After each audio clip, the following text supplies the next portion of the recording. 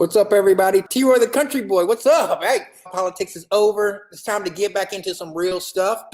And tonight, I have the pleasure of having two of my dear friends, two of the people I've known for a very long time. I had the pleasure of watching them grow up. We've all grew up together. And I'm going to bring them on. I've got the CEO and the COO of BreadBoy, mighty BreadBoy. I see Calvin's on. Let's stream. There's Calvin. I see Calvin. Texx just popped in. I just haven't seen his. I don't see his camera yet, so I'm gonna wait till I see his camera to pop him back on. How's it going, man? Okay. How you doing today? I'm doing well, man. Can't complain. Can't complain at all. There we go. Texx is in the building. Yeah, happy birthday to you. If everybody want to give Calvin a happy birthday shout out too. And you can leave comments in the side over here, and then I can be able to pull them up and we can ask questions about BreadBoy and about the work, what's going on. If anybody's wants to leave some questions. Yo, man, we'll just get back into it. We'll get into it. We got about an hour to go. I'm still trying to get Texx on here. Can't get his camera's not coming out. We got about an hour, so I'm just gonna kind of pick your brain on things. Just Texx. There we go. There we go. What to do with him? Sir, yeah.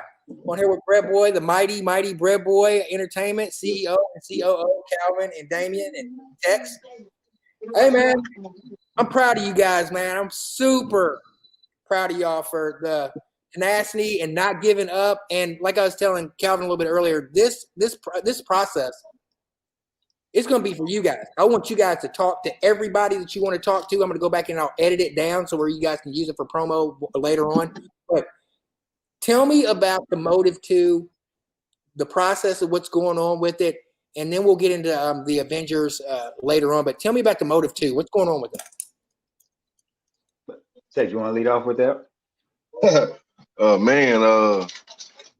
Basically just wanted to create a vibe, different from the last one, I don't know if you heard the first one, but I just wanted to create a bigger vibe, something that didn't sound local, you know what I'm saying? And I want to add more ingredients to it. Ingredients meaning artists, you know what I'm saying? Not just the original BreadBoy guys. I wanted to reach out and, kind of expand the sound a little bit, and that's what we did. You know what I'm saying? It definitely doesn't sound like it's local. I mean, but Kentucky music is taking we're like in the forefront now with Jack Harlow and the mainstream right there. And much respect to Jack Harlow. Everything he puts out has been fire. And plus, us from being from Hardin County and being in Kentucky is a very special place. We know when somebody who is like, we can say whatever we want to. I'm comfortable saying whatever we want to on here. Let's be ourselves and let's talk like grown men. It's very rare to see a white boy spitting like Jack Harlow and he ain't no punk bitch. For real. Yeah. Right. I mean, I seen him playing a 3-on-3 basketball tournament the other day. Right, and then you saw him swell up and I was like, oh yeah. We've all seen that growing up in Hardin County, when the white dudes are just as tough as the black dudes in Hardin County. So fat shouts out to Jack Harlow. But what you guys are doing is just whenever he's like in the forefront, he's like the forefront of what's going on. You guys are coming in the background and just solidifying, like I said, the exclamation point on Kentucky hip hop. You guys just done that. Appreciate that. Yeah. Thank you. Like, as far as like Jack Harlow, you got Jack Harlow, you got Bryson Tiller, you know what I'm saying? You got a couple other cats, Mars. Mars. It's a lot of talent here in Kentucky. And the thing a lot of people tell me, like, y'all don't have a sound. Y'all don't, because we're kind of like we're in Kentucky, so we kind of, reach from all these different places to get our sound. You know what I'm saying? And that's the thing about BreadBoy. Like, I wanted us to have our own sound. No one sounds like us. No one does what we do musically. You know what I'm saying? And that's how we kind of stick out. And that's how I feel like, we're going to go far because we don't sound like nobody else. You feel me?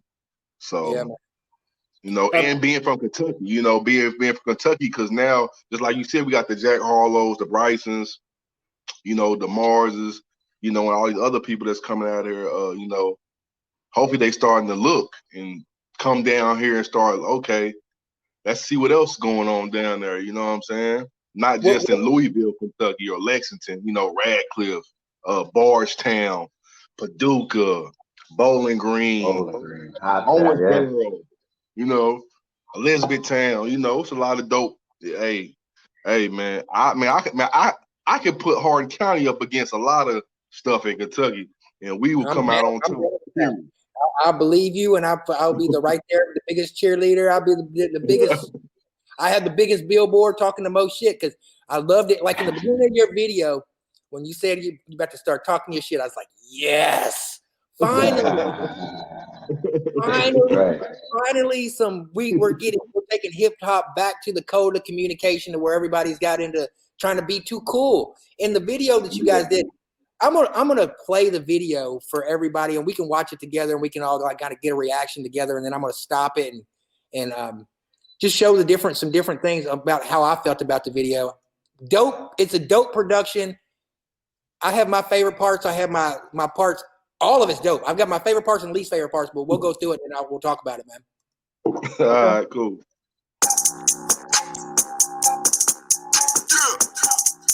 Let's go. Mighty motherfucking I like that. Motive. Right there, I like that. We got the girls. Yeah. I go by the name of Texx. You know when I talk my shit, something crazy about to happen. But this right here, I done assembled the hottest of the hottest out of the state of Kentucky. BreadBoy, this is the motherfucking motorfuck, nigga. Let's go. I got too much to prove. They know who I am, nigga, you know. But I got too much to lose. Keep that shit 100 grand. I got a daughter to feed. No, I don't think you understand. Love you, baby. This ain't no year of the youngin'. It's a grown ass man. Say you rap too? Niggas talking like they kin to me. Thinking loud about who they finna be. Underestimate my energy. Power up like Dragon Ball Z. Got a problem, you could call me. I don't hide behind the fucking soul. Treat you niggas like an obstacle. Never let them keep me from my goal. Everything you ever thought about doing, I did that. I've been living under my roof, and I'ma need that fucking rent back. Real nigga in the game now. You can hit the bitch, nigga, kick back. Double dribbling niggas be mumble rapping while I'm Euro stepping with the real rap. Gotta stop right there, man. I gotta stop right there just to pick your guys' brain just a little bit. All right, that's B. Lee. I gotta stop because I get excited when I hear the song because I like it so much. I mean, like I said, it's an exclamation point because I travel all over and I always represent Kentucky. I'm like, Kentucky hip hop music, you don't understand, man. We got some raw shit going on. And they're like, yeah. And then now I really got something to go ahead. So I want to be well educated on when I'm talking my shit, like y'all talk your shit. So that's B. Lee, right? That's B. Lee. Correct. He's the original BreadBoy member, correct or no? Or what's going on? Right. Yeah, Baron. Yeah, he's the original one. Yeah, he's original. So BreadBoy consists of as the original members: Young Sweet, Cam Dollars, Chucky Chuck, and B. Lee. Is that correct, or I'm trying to make sure I got my research done? Yeah, that's far as like original. Yeah. It started with Cam and Sweet, so we'll start it. It started with Cam Dollars and Young Sweet, and then Chuck came along, and then Baron came along.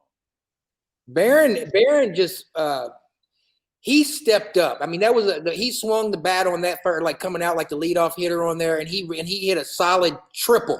You know what I'm saying? Okay. Like on a single, like if it was a single and it wasn't like a collaboration song, that was a dope verse. But I mean, he had to set the tone for everybody, and he couldn't shit on everybody, but he still had to go out there and and I like his swag in the video. Let me go back to this video because I want to like some of the things that I really like about this whole production. Like whenever his swag in this video. Like his swag in the video. Like the whole swag of the whole video I really, really like. But whenever he's rapping, it's like he's telling a story. He's like who I am, and then it makes me like talking to him, man. And it's like his rhyme schemes are on. His first couple words, his first couple lines basically sums it up. if you listen to his first couple lines when he started rapping, that basically sums this whole everything up. I ain't got nothing to prove. You know who the fuck I am. Yeah. Yeah, man. I put it on my mama, like, and that's how I feel. You know what I'm saying? Like, ain't nobody fucking with us, bro. I'm just gonna, bro, like. I feel you, dog. I'm right with you, and I like how everybody was stepping in unison. That has a lot to do with like Hardin County. I'm gonna go back into this. Who's this guy? Real nigga in the game now. You can hit the bench, nigga, kick back. Double dribbling niggas be mumble rapping while I'm Euro stepping with the real rap. Now I ain't really trying to get your boom ass. She be coming too fast, trying to get a boot pass. Tell her how off my dick with your nasty ass. Love keep the whole went flew back. The flow made a whole lot of new cash. Chopping in my bag like poop with the do-rag. Niggas trying to flank with the hate cause they too mad. Finna get a new flash when I put a blue rack. I'm Bo Jackson, brother, while I stack it. John Pax and pass it, I'ma catch it. Good money make a nigga do new things. Beat on your belt like Rick James. I make a shake like spare change. The book smart bank give good brain. Heard your hoe wanna swerve in my lane. I'm bird boxing, I've been blinded for days. I ain't see shit if I ain't getting paid. The too much candles had to kill a wave. I'm a hot boy, I'm hot as for. Okay, this guy. Who was that guy right there? I don't know him. That's one person I need to know who that is. That's Florida. That's Florida. FYM. Floa? Florida. FLODA. Yeah. Is he a Kentuckian or is he an implant? Nah, he's been around Hardin County for years. I mean, talking about like the 90s. What? Damn. Yeah. One of us. He's one of us. So it's good to know. Yeah. Right. Is he North Hardin, Central Hardin, John Hardin? I believe he graduated from North Hardin, I believe. Okay, cool. Yeah, man. Yeah. He did his thing on that verse. I like the Rick James punchline was really, really dope. How he rode the beat. That he really showed off on that one. I really like that song, that part too. We'll go finish. This is one of my favorite ones too. This guy right here. I don't know who he is either. But I say, no, I'm serving something for real, nigga. Plus, I got that cushion of pill. Nigga, when I'm Tommy, my niggas gon' like deal. this Hit your ass with that Tommy, no deal. Pick up my boxes, Tommy, that hill. Nigga, got your bitch on my niggas, I'm real, nigga. My pockets is all I can feel. Nigga, I sip sir cause I like how it feel. Pop the perk cause I like how it feel. And your bitch cause I like how she feel. She get neck while I'm gripping the wheel. And run up boy, I'm gripping the steel. Like a slave boy, I stay in the field. Hit your block, it's a murder scene. Pussy boy, I know you heard of me. Hot boy, skateboard, run a nigga to the 3rd degree. 40 give a nigga surgery. Breaking in nigga bitch and I call it shit burglary. Fuck a cops, they gon' lock me up for perjury. Cause when I got jammed up, I ain't tell ass nothing. I just sent a couple niggas to a infirmary. Yeah. So this guy right here, Skateboard Scoot, is that his name? Oh yeah. So where is he from? Is he from Hardin County too? Well, I know. I remember seeing him when back in high school days. So Scoop been here for a while also. Yeah. What? Oh yeah. Yeah, Scoot kind of, Scoot came out of nowhere. I just, it was one morning I was going to work and I heard one of his songs on SoundCloud. I hit up Beezy. I was like, man, who is this guy? Who is this guy? He like, man, that's Scooter here. I was like, man, we need him. We need him, bro. And I want him to be him. I don't want to change him. I want him to be that. I need that. Like, we need that. Right. And that was 2014. It's 2020, you know what I'm saying? And he's still down, you know what I'm saying? So his rhyme scheme on there, the way he was rhyming, he was jumping on the beat and how he was going, and then he like at the end where he like, I like that how everybody like, and this is the next verse I'll go into. This is the one out of all the verses. It took me a while to get used to it, but then after I heard it like 4 or 5 times, I'm like, oh, this dude's killing it. Yeah. Lights off, roll call. Who think you fucking with him? That's all. I'm so Ray Charles. I'm about to go away, y'all. I'm automatic when I spit, bitch. Fucking go away, y'all. So fuck a nigga, how you feel about it? It's the brand game and I'm the general.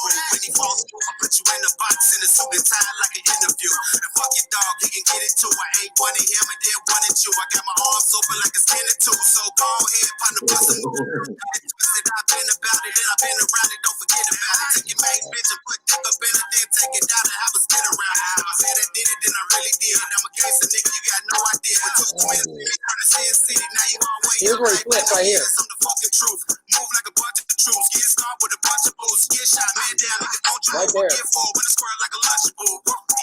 This nigga's a problem with no way to stop it. I keep on it popping. I give them no option. They know how I'm rocking. I'm giving them hits and they do steady dollars. Right there. Who is that? Is that okay? Is J-Ho, is he from Radcliffe too? Yeah. J-Ho's been in Radcliffe. Yeah, J-Ho's been in Radcliffe like for a long time. Like his brother, you probably know his brothers and sisters and stuff like that. Yeah. Okay. Yeah. Man. So these guys they're like just one generation below you guys, or like I guess I mean. Well, I'm the oldest out of everybody. No, but you know, yeah, I guess so. Yeah, you know what I'm saying? Like they've been like, you know, gotta think, Troy. Like I came in 2000. You know, Right. when Country Boy Entertainment was shutting shit down. You know what I'm saying? Yeah.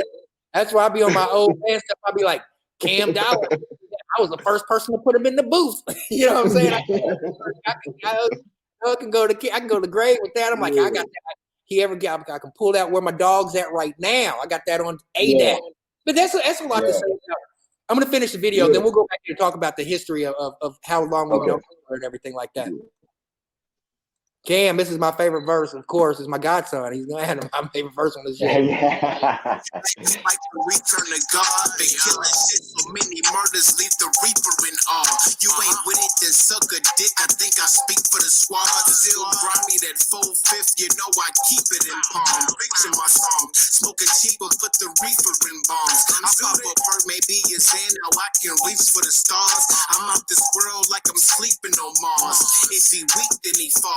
Fuck rap, rather get geek with a broad. I'm back with Avengers, spectacular spitting. Dope niggas cracking my system. Vampire life, you would think Dracula bit him. Pass me the guy, I just hit him. I've been doing this shit like who is this bitch? Cocaine sniffing, human misfit. Propane spitting and get your bitch lit and still put a pill right between her dick lips. Boom, y'all ain't your rockstar. Who? The nigga that you with, not cool. The nigga that you with, not me. The nigga that you with, not crew. I'ma let it blow like hot food. Boom, y'all ain't your rockstar. Who? The nigga that you with, not cool. The nigga that you with, not me. The nigga that you with, not crew. I'ma let it blow like hot food. Bow.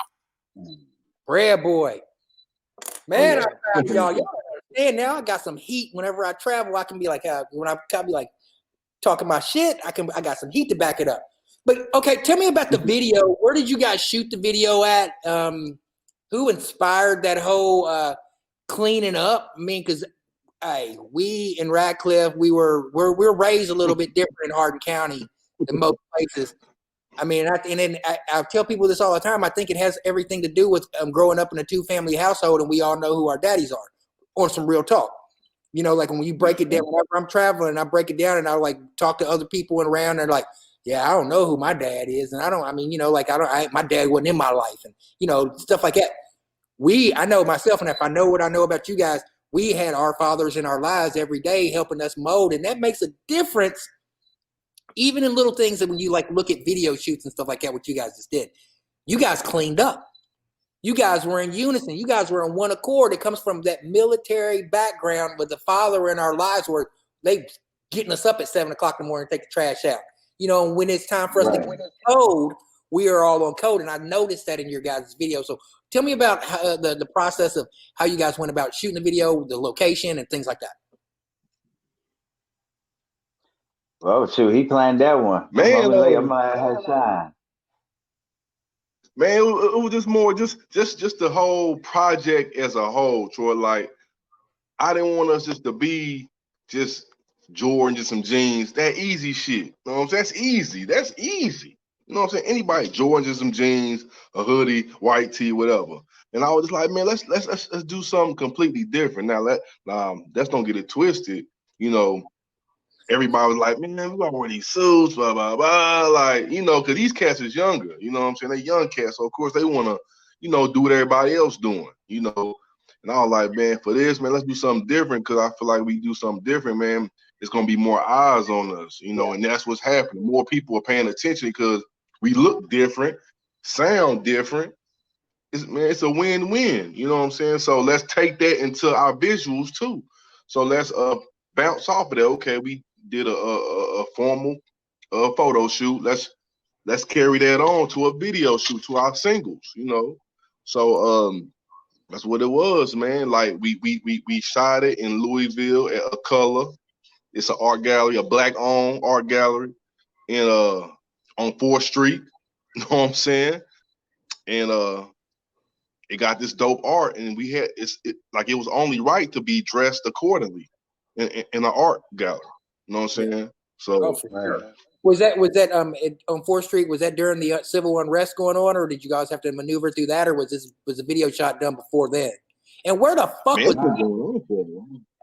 Nah, it was actually it was like it was doing all that. You know, it's done all that. Yeah, right.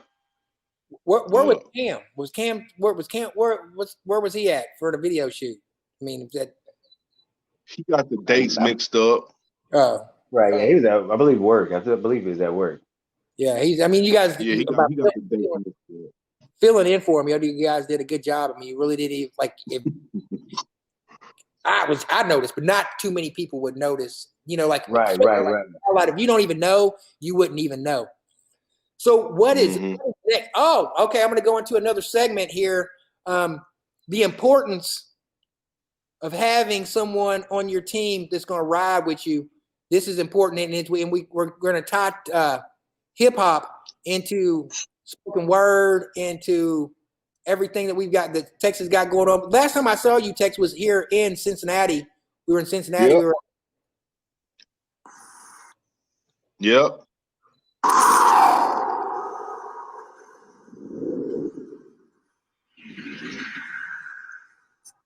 There's this thing, an entity, a subconscious force that pushes us to pursue greatness, to be better than before, with the odds stacked against us and all the shit that life presents us. Naysayers, no's, not yet, wait a minute, raise the children, go to work, do normal shit. Niggas asking if BreadBoy still exists, motivated. This shit like breath to me. If I ain't spitting, I can't breathe. $1 million dreams with pennies in my pocket and plenty mouths to feed. Ain't no silver-plated platters preparing my meals. I've been spoon-feeding myself since I was a kid.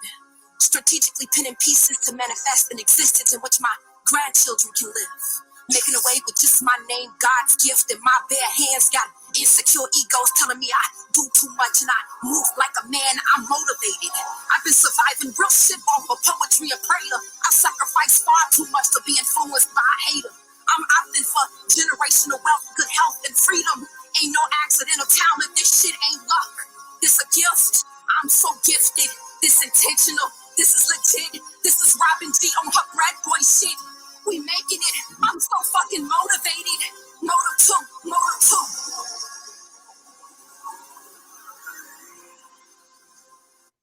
Powerful, man. That's very powerful, man. And as we move into what I would like to call I'm not going to say the resurgence, but back in the day, hip hop used to be the code of communication between hoods and boroughs, from New York to LA to that you or me? Uh-oh. Sorry about that, guys. Hip hop used to be the code of communication between all of us, between wherever we would go all over the country.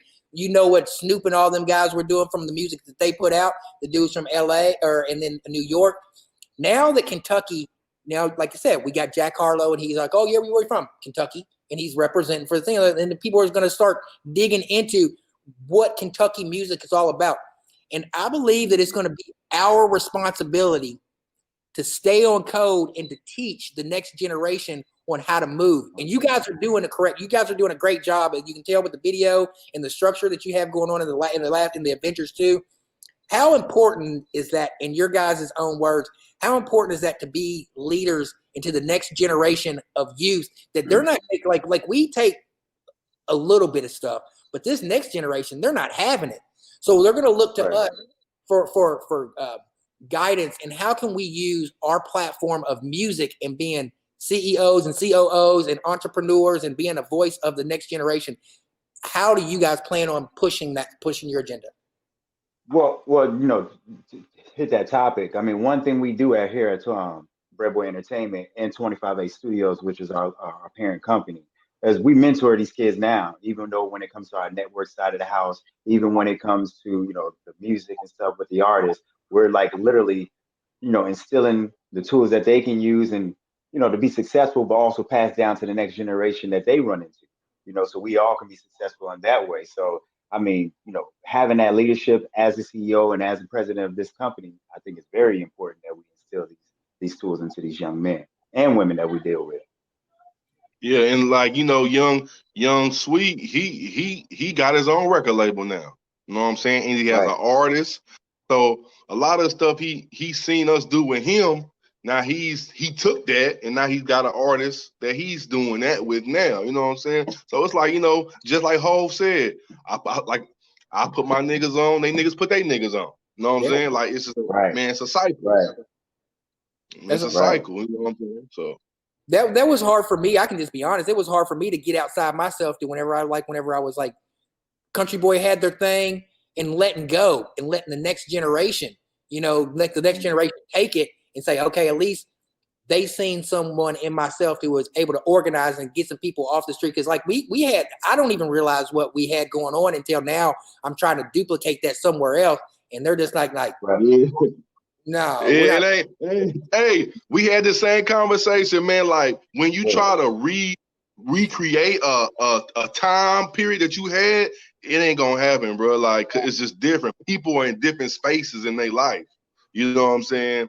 And it's just hard. Like what y'all was doing, like I said, I came back in 2000 and I seen what y'all was doing. Grip took me over there. I'm like, man, y'all got a little no limit cash money going on over here. Y'all had the dopest producers.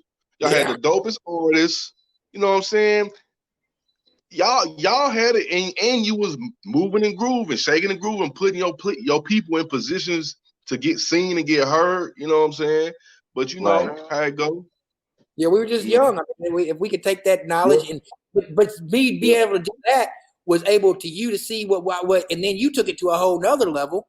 With Cam and BreadBoy and the things that are and going and taking them and traveling and going to meet and going to places that it need to be done, like going to Nashville or Memphis and going to those classes or seminars and stuff like that. That's what's neat. And as we move into the next generation, we got one comment. I'm going to see what the comment says. Kelly Smith, I have something for you to share with you on one of the Neos you need to hear. Okay, cool. It's important for us, like in the code of communication, as we move into the next generation, as we're teaching these kids. Like I said, it's harder up here to do things because, man, we used to be able to go to the park and we used to take our music and our boxes to the park, and everybody would go to the park with our cars and there would be peaceful and the love of music. But really, we were building into our community as well. So as like when COVID pops off or when COVID's done and stuff like that, I really think that we should. Now that we got momentum in Kentucky, we could be the leaders and say, hey, this is what we're going to do with our music once again, because now it's easy. Now it's easy. Back in the day, we were like, man, if we could just burn a CD, if we could just get a CD burnt, man, we're going to be on top of this shit. Now create a song, mix and master it, have it distributed all over the world in the matter of 24 hours. Right. Yeah. So it's important for us in Kentucky, and I'm just so proud of you guys, and I want you guys to keep going. Okay, tell me about the what's next. What's next for BreadBoy? Man, it's a lot. This album is like, like when it come out, this ain't like, push for a month and just on to the next. No, sir. You know what I'm saying? Right. We trying to shoot visuals for every song on there, push this thing all the way into 2021, then drop a deluxe version with unreleased tracks. Like this thing gonna go on into 2021. Like we ain't just gonna let this just slide. Like all the promo and all the blood, sweat, and tears we done did. Me and BZ done, did a lot of behind the scenes work to get this thing right. Like this thing need to go into next year and as far as it can go. You know what I'm saying? We're gonna travel. Yes. And do what we need to do, man. Just and use those relationships that we've gained over the years to make this thing do what it's supposed to do. I have the hottest of the hottest in the state of Kentucky.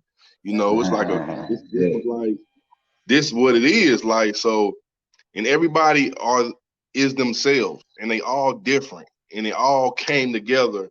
It all like when you hear this album, you're gonna really be impressed by everyone's talent the production, everything. You're gonna be super impressed, bro. Like I really believe you're gonna be super impressed. Who all did you get production from? Man, I really just like I reached out to a lot of Kentucky producers at first, but I wasn't getting beats fast enough. You know what I'm saying? And there's some dope producers in the state, but we were trying to work at a certain pace, and I needed a sound that a lot of them wasn't giving me. So I had to reach out to just producers online from different places. You know what I'm saying? So when you hear the recognizable names that I might know, or probably not, because like a lot of them, like I reached out all over from YouTube to from beatstars.com to like, man, you name it. Like we got these beats from all over. You know what I'm saying? So there's how many tracks are on Motive 2? 13 tracks. And how is it broken down? I mean, I'm anxious to know. And you have something event that's going to be going on. I'm going to pull the event up, and then you can explain to the people about the event. And then if they want to, this is an album release party, right? The album release party and the elevation, guys. I mean, the not elevation, the evolution. How, you know, like we used to throw parties and invite people with hand flyers and shit like that. Oh yeah. Now, we on this grown man Eventbrite. You get your Scantron, your ticket, because here soon after COVID, it's gonna be completely different on how people move. So people need to get used to it. And the event right here, it says it's November the 20th from 7 p.m. to 11 p.m. It's at the Kulik. Is that just the same art gallery right there? Yeah, the same spot. I figured let's bring the party where we shot the first visual, you know, to let people know, like, okay, let's put some clothes on and pull up, you know. So yeah, we gonna, like I said, we keeping that same thing going, Troy. We keeping that same energy, that same thing. So they seen the video, they seen how they presenting themselves. So we going back to that same spot. So we need everybody else to present themselves as such also. And why not? I mean, that people, when you look good, you feel good, for real. When you look good, I'm telling you. Feel good. I'm telling you. And then it moving forward. I mean, because y'all know me for a long time, and y'all know my agenda is always a black male agenda. You know, no matter what, it's like I'm pushing for black fatherhood. I'm pushing for black men to get a voice. You know, whenever I'm in these politics, when I'm in the trenches with this political world.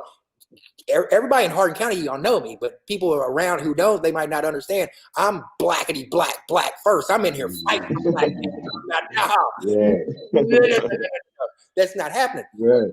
So in that space, I was saying that to say, whenever you put on some better clothes and you look good, not only do you feel better, but you're taken more serious. There's time and place for everything. There's time and place to play down, to dress down. And, you know, just so you know what people are going to play you. But when it comes that time to step out amongst our people, when we're staying on code, and the dress code is fresh to death, fly attire, we need to all be on code when it comes to that. Right. Because that one person who's like, fuck that, I ain't wearing that shit, I'm wearing some Timbs and stand out, and you give an excuse. And whenever we're all moving together, that's a powerful force right there, man. Yeah, right. Yeah, and that's basically what it is. Like, and that's what we move in sync, man. We unstoppable, man. Like, and they see that we bringing something different to the table. You know, the thing about this though, Troy, is like sometimes it's hard to have people buy into what you're trying to sell. You know what I'm saying? The whole suit thing. Now, don't get it twisted. They ain't want to do that shit. You know what I'm saying? So I really had to make them buy into this shit. We had to make them buy into this. You know what I'm saying? And then, you know, you see, the outcome, you know, and that's what we doing. The parents were taking them more serious. The people who are like, you know, because we're hip hop artists, especially when we're from, and the type of parents that we had, none of them could see a potential future in something like that. Now we're encouraging our children to be creative in this space because it's so easy. It's much easier to get there. So I like what you guys are doing in that. They're being taken more. Now they have the results that you guys showed them. I think the next Kelly's like, hearing you talk about the attire, you know me, I'm a ride for Carlton. He said he's riding. Really? Kelly's from Hardin County too. Kelly's from E-Town. He's been down with for since before like 1991. Man, we were childhood friends, but Hardin County is definitely in the house. Especially, we're making moves. But once you get to the touring part and stuff like that, there's something that I'm gonna share with you guys a little bit later on about the Patreon, about having each of your individual artists having their own Patreon page, so they can go out and they can promote themselves instead of leaving it up to the label. Because that's a lot of times the label. I mean, you can provide that for them.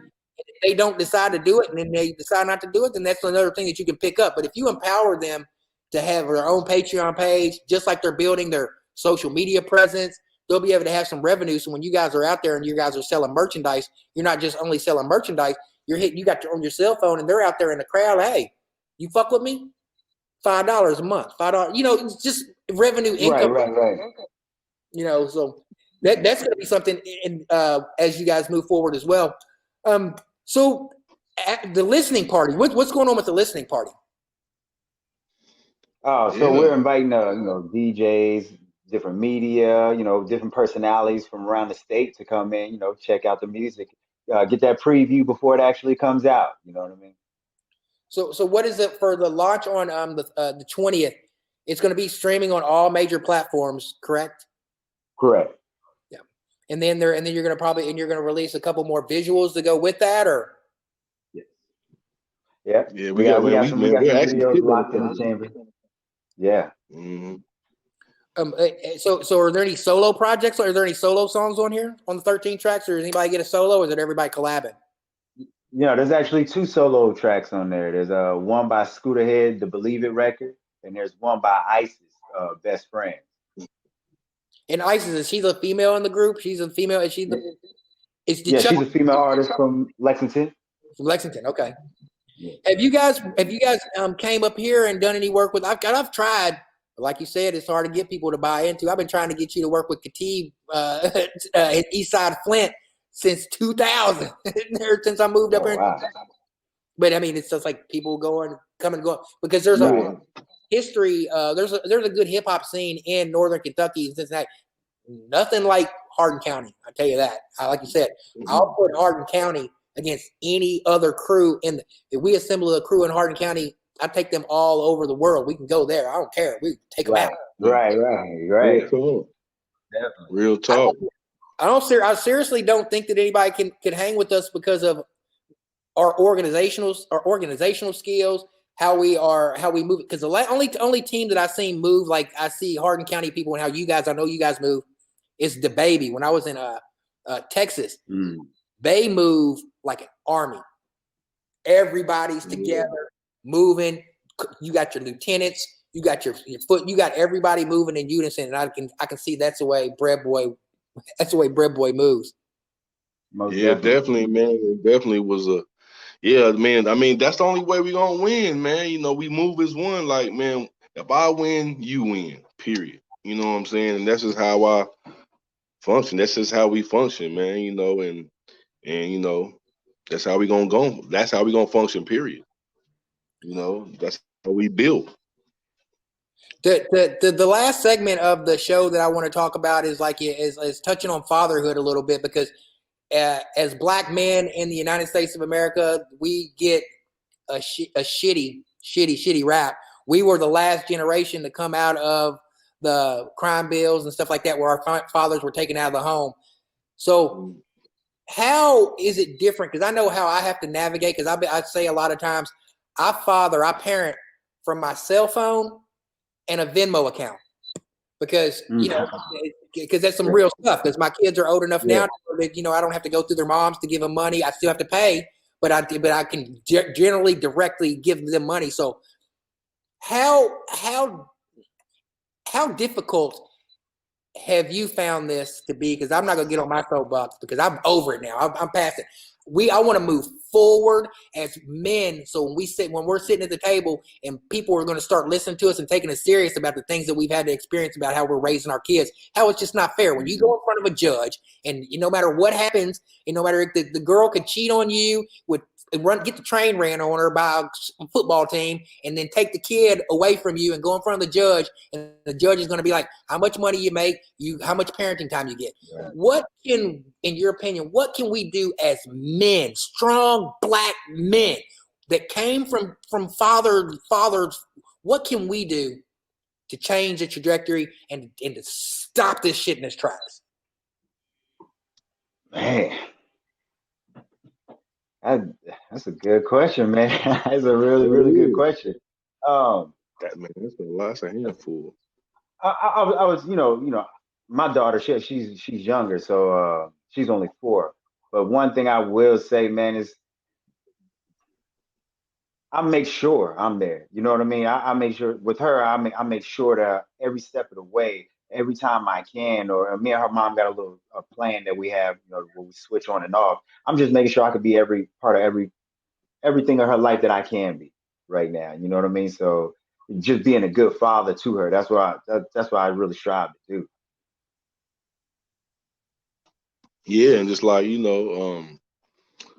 man, like I have 3, and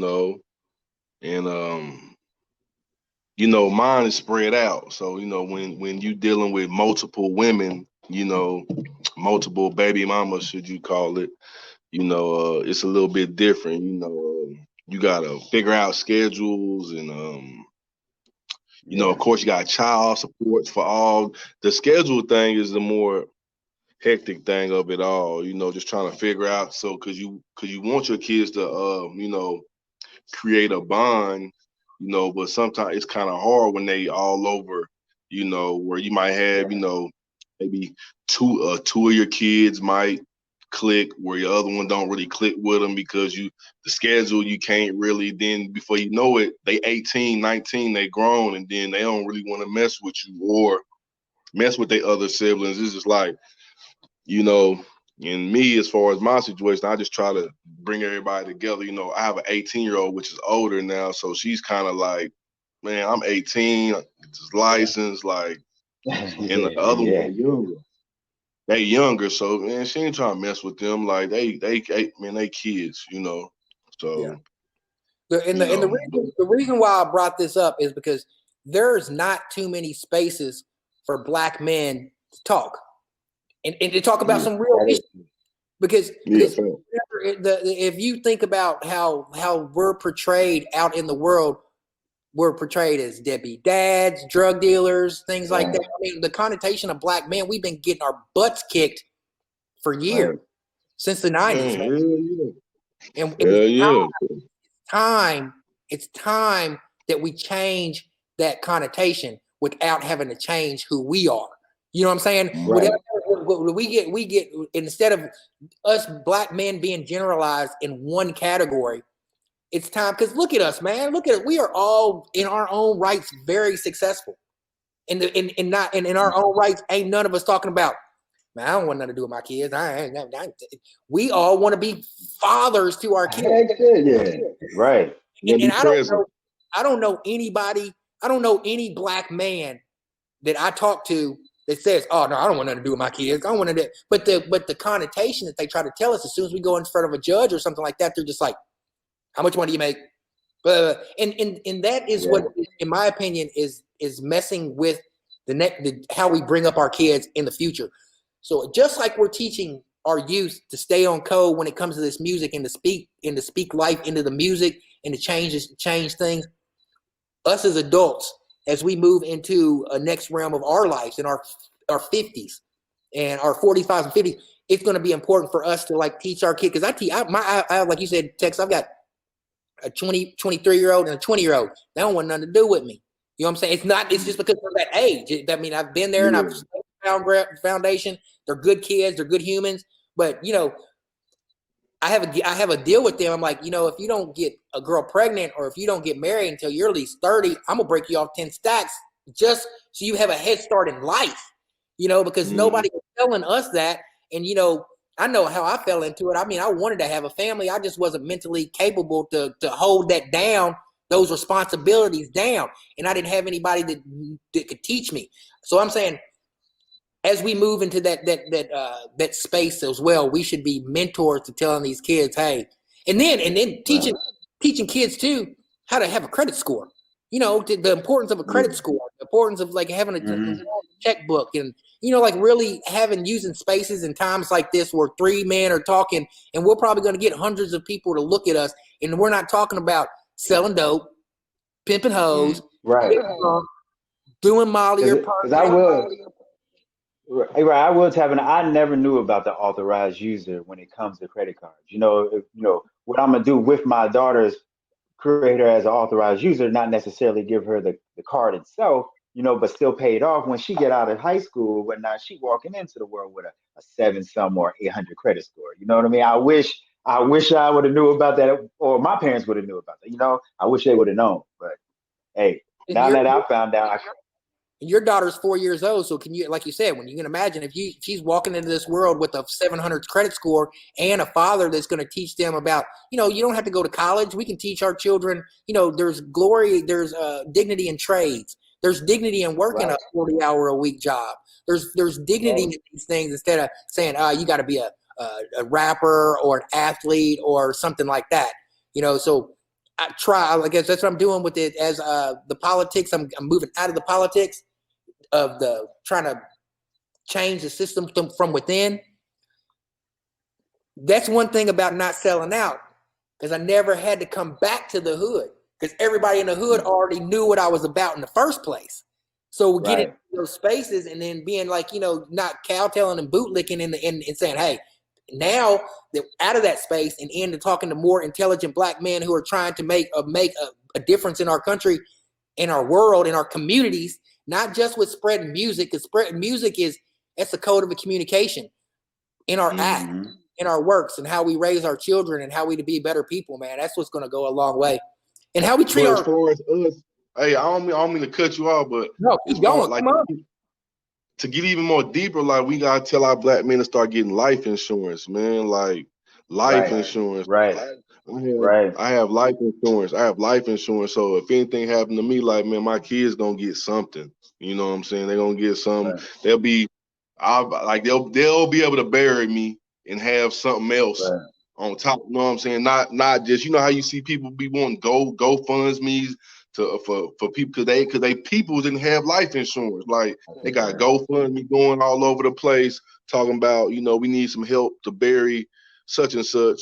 And that goes, us being black people, we ain't getting life insurance and stuff like that, man. Like when you could get life insurance, you could pay $20 a month for like $100,000 life insurance, or even like $500,000 life insurance. You could pay like $50 a month or something. You know what I'm saying? Like that's another thing we need to touch up on too, as far as black people. Like, a lot of white people, man, they on top of that shit.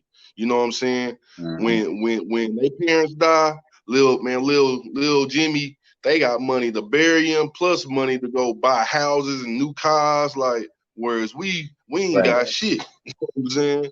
Right. So, and I want to have you guys on here more. It's an open format. I'm bringing lots of people on it, but like we're gonna be having intelligent men talk. We're gonna talk about the music and we're gonna talk about the things that drive us too. But we're all at the end. I'm always gonna bring it into some intelligence. And so feel free to jump in at any time and add anything to it, because I'll start talking, but cut me off whenever. Because I'm doing this so we have a voice, man. Because so many times we don't have no voice to talk to each other. Like to talk to other men that are going through similar things that we're going through, and it's never been a hatred thing. It's just never been I wouldn't say a popular thing. It hadn't been a safe place to talk, because you got to always keep masculine frame. You got to keep masculine frame, because you got the next generation. You got the next dude trying to knock you down. You got the females looking at you with the fine-tooth comb, waiting for you to slip up so they can run their.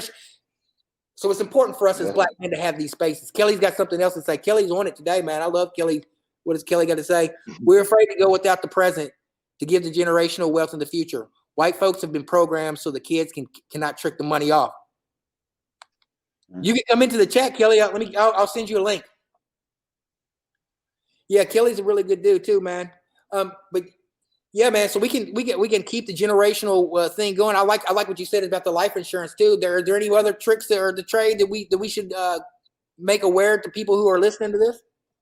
Well, just like as far as like when you go back to the music, we've been really molding the artists like to get their business together. You know what I'm saying? Like we ain't trying to be the guys. We ain't trying to be the guys. Well, man, Texx and Beezy, man, they ripped me off, man. Man, they owe me such and such, man. My contract was messed up, but you ain't gonna never hear that stuff come out. Nobody else when it pertain me and him, because at the end of the day, we losing a lot, so y'all can win a lot. You know what I'm saying? Right. So and it's a very it's walkthrough. Like we're taking them from step one, from getting your name registered and everything, all the way down to your splits. Everything. It's a walkthrough process that we're making sure that these guys have everything straight. That's good, man. That's perfect. And owning their masters and all that. That's definitely all good. That stuff. Yeah.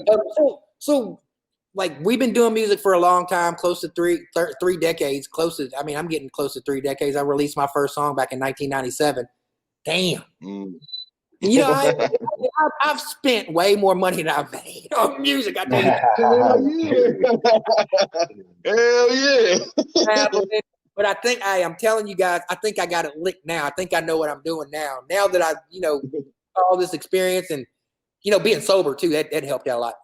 But as far as like just streaming, because the money, what I'm doing, I'm going over into the European market. So and there's a thing called Eminent.live. So I'm having my music streamed in Malaysia and Australia.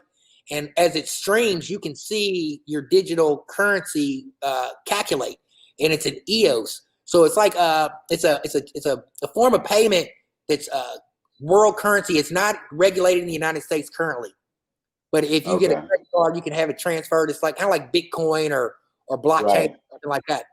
So those are avenues that we can explore for your artists and any artists that are coming up. The avenues of being able to put your music in other places. There's music licensing for all these people who are like for commercials and stuff like that. My dude Santino up there, he was on Jeopardy.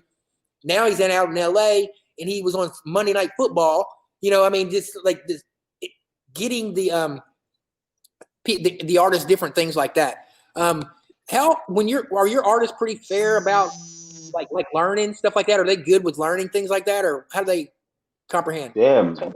I would say majority of them, majority of them pick up really fast. Once explained or explained multiple times, they'll figure it out and start taking care of it. What about when it comes to like the streaming royalties and stuff like that? Have you guys had any luck with that? I suck. So when we released Barron's first project, Year of Youngin', when we released that project, I think that's when he really got to see and understand how streaming is broken down, because he's seen a decent return back on it. So I think that's when he really got to see it. The rest of them, I want to say as well. Hold on, Floater and who would you say? Texx, Floater probably also. I think he got a good grasp. Yeah, Floater seems pretty good. Yeah, Floater could seeing some pretty good stuff, because Floater, before he came, before he got down, he had his own movement going. You know what I'm saying? He had his own movement, got his own label thing, and he's a grinder and he's a hustler. So, all his music is like, like his business, I should say, is together. You know what I'm saying? Right. So he came in like already know what it is, because he got the knowledge from like over the years, you know what I'm saying? Whereas a couple other artists might not didn't know a lot of things, so we had to, and it was no problem giving them step by step on what you need to do to get this money, from your BMIs, your ASCAPs, etc. You know what I'm saying?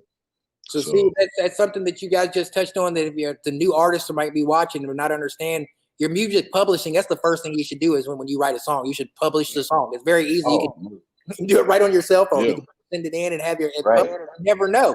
And like metadata, whenever people are putting their stuff on SoundCloud and stuff like that, even if it's just their mixtapes or things like that, make sure you're filling out your metadata. So, because somebody might, and let's say Ebro in the morning might hear a song on SoundCloud and be like, "Who is this?" And then you just got DJ B-Fly and know where it was recorded at, who the artist was, and those things. So it's the metadata is very, very, very important to do that.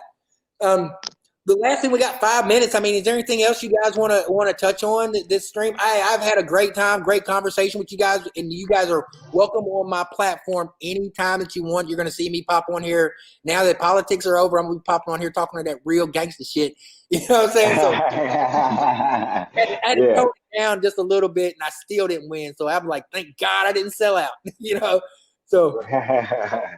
You guys are definitely welcome on this platform to like talk, and whenever you see me like bring up issues of for black men, because we need more, but we need black men, strong black men voices out here. So I appreciate what you guys are doing. You guys make my heart feel good. My chest is out with pride, knowing I've got product to talk shit about.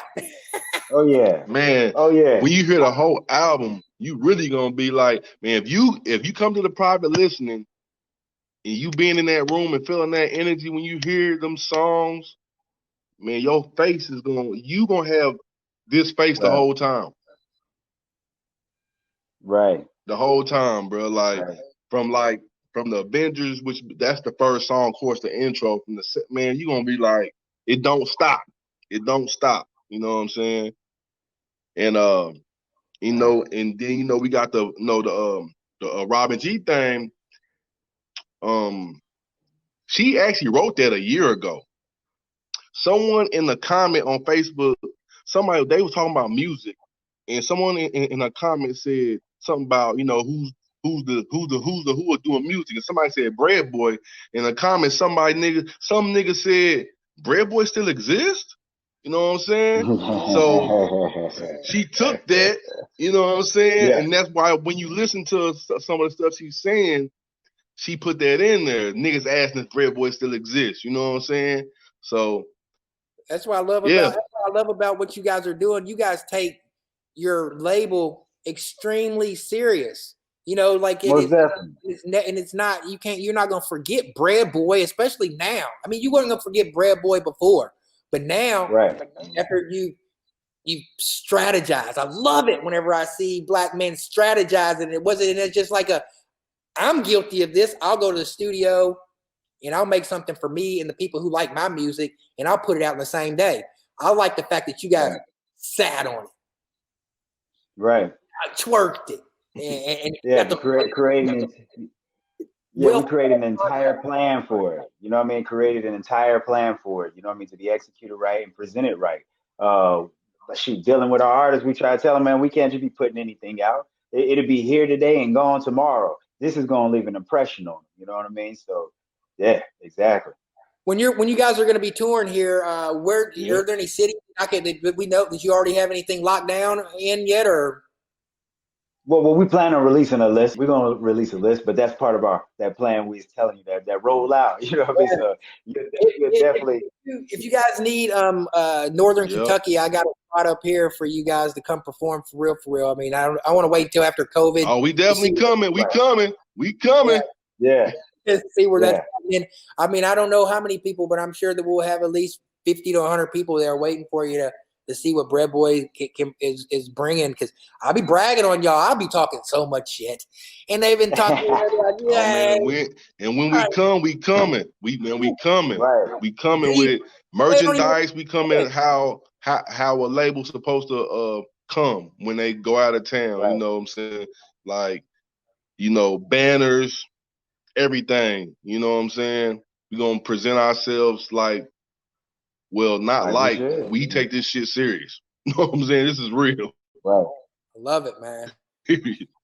Well, thanks a lot, guys, for being on here. Is there anything anything closing you want to you want to tell anything you guys want to say before we get off? Well, November 20th, the Motive 2 will be dropping. You can go on the Eventbrite. I don't know if you had that link. Yeah, let me pull to the Eventbrite. Yeah, man, go ahead and get your ticket so you could get in there and listen to this music, see what's going on, meet the artists, meet ourselves. It's gonna be a great time. It's the Eventbrite artist. Yeah. It's Mighty BreadBoy. Yeah, definitely, man. Pull up. BreadBoy Entertainment presents the Motive 2 album release party at, is it Kula Gallery? Yeah, color. Kula Gallery on 4th Street. The dress code, go athletic gear. And if you want to buy your ticket, it's as easy as just going right in here and click the ticket. You can purchase your ticket online. It'll give you I'm not sure, but usually they give you a URL code or something, or Scantron code or something like